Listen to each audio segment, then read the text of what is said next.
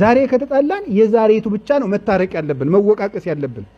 ዛሬ በመጣላታችን የ10 ዓመት ወዳጅነት ለምን ይበላሻል? የ20 ዓመት ጓደኝነት ለምን ይበላሻል? የ50 ዓመት ትዳር ለምን ነው የሚበላሸው? የዛሬው በዛሬ ነው መታረም ያለበት። እግዚአብሔር ያጠፋችሁን እሷኑ ብቻ ዛሬ ካጠፋ የዛሬዋን የትናንቱን አልሌባ ትናንት እንዲነበር አይልም። ዛሬን ያርማል፣ ዛሬን ያስተካክላል።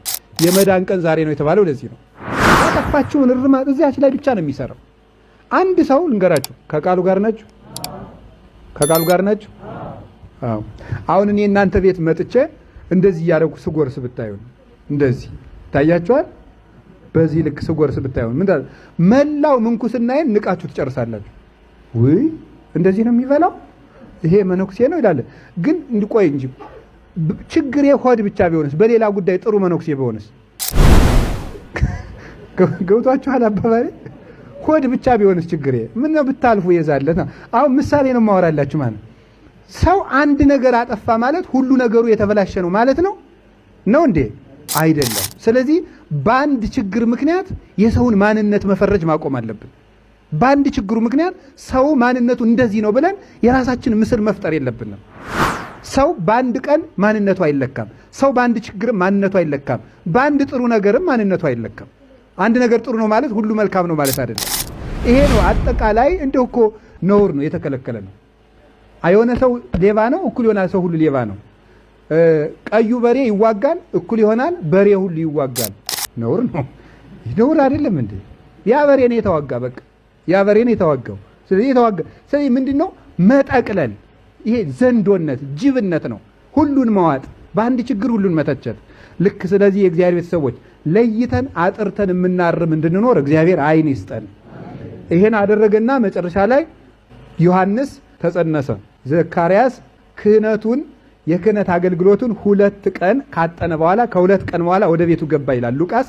ይሄ ማለት ነው ባልና ሚስት ከቆረቡ በኋላ 2 ቀን ከመኝታ ይከለከላሉ ማለት ነው። ዘካርያስ ከመቅደስ ከወጣ 2 ቀን ጠብቆ ነው ከኤልሳቤጥ ጋር የተገናኘ። ከመቁረቡ በፊት ደግሞ 3 ቀን ባልና ሚስት ይጠበቃሉ። ከዚያ በኋላ ኤልሳቤጥ ጋር ተገናኙ። አንድ ነገር ልንገራችሁ። ቅዱስ ገብርኤል ዮሐንስ መወለዱን የነገራት ለዘካርያስ ነው ለኤልሳቤጥ ነው የተናገረው? በሉ ንገሩኝ። ምን አላችሁኝ? ለኤልሳቤጥ ለዘካርያስ። ለምን ይመስላችኋል? ዮሐንስ በምን ስለሚወለድ ነው? በዘር። እስቲ በዘር በሉ። ቅዱስ ገብርኤል የጌታ ልደት ሲያበስር ግን ለማን ያበሰረ? ለምን? ያለ ወንድ ስለምትወልደው ማለት። ዮሐንስ በወንድ ስለሚወለድ ብስራቱ ለማን ሆነ? ለወንድ ሆነ፣ ለባልየው ሆነ። ድንግል ክርስቶስ ግን የሚወለደው ከድንግል ስለሆነ ቅዱስ ኤፍሬም ነው የሚናገረው። ከድንግል ስለሚወለድ ብስራቱን ለማነገር ለድንግሊቱ ብቻ። ገላትያ ምዕራፍ 4 ቁጥር 4 ላይ ዋመበጻ ጊዜሁ ፈኖ እግዚአብሔር ወልዶ ዋሕዶ ተወልደ እምብእሲት፣ የዘመን ፍጻሜ በደረሰ ጊዜ እግዚአብሔር ልጁን ላከ ከሴት ተወለደ ይላል። እንዴ ከሴት ተወለደ እና ከምን ይወለዳል? ወንድ እንግዲህ ሰው እንግዲህ ከምን ነው የሚወለደው? ከሴት ነው። ታዲያ ከሴት ተወለደ ተብሎ ለክርስቶስ ብቻ የተጻፈ ለምንድን ነው? ከሴት ብቻ ለማለት ነው።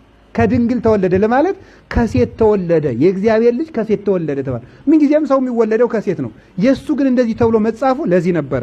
ከዚህ በኋላ ተጸነሰ። ኤልሳቤጥ ጸነሰች። በ6ኛው ወር ቅዱስ ገብርኤል እመቤታችንን አበሰራት። እመቤታችን ደግሞ በ6ኛው ወር አይነ ከርም የሚባል ቦታ ደጋደጋውን አድርጋ ሄዳል። ኤልሳቤጥን ጎበኘቻት። የእመቤታችን ሰላምታ ሲሰማ ጽንሱ በማህፀን ሆኖ ዘለለ። የእመቤታችን ቃል ጽንስ ያውቀዋል። ዛሬ ግን ከጽንስ ሲያንሱ ተመልከቱ። ሰዎች ከጽንስ አንሰው ማርያምን አያውቋትም፣ አያመሰግኗትንም፣ በሷም ደስ አይላቸው። እኔ ቆይ ይገርመኛል።